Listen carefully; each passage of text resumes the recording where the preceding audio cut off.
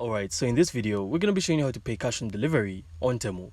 So you're shopping on Temu and you want to pay cash on delivery. Well, good news. Temu actually makes it super simple to pay for your orders when they arrive at your doorstep. And that's exactly what we're going to be breaking down in this video. So first things first, you're going to have to head over to the Temu app or website. Then simply start browsing and select the items you want to buy.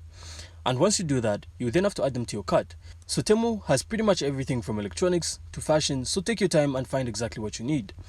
And once you've got everything in your cart, you can then go ahead and hit checkout. So here, you then have to confirm your shipping details. So simply make sure your address is correct. So Temu will ask you for your delivery address, so make sure you're good to go there. And here's the most important step.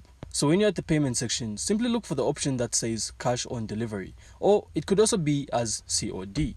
So Temu typically offers this as a payment method if it's available in your region. So it's usually going to be listed right alongside other payment options like credit card or PayPal. So due to my region, I'm pretty much not able to see it, but if you're in the right region, then you'll pretty much be able to see it right on the list. So if cash on delivery is available for your location, you simply have to select it and confirm your order.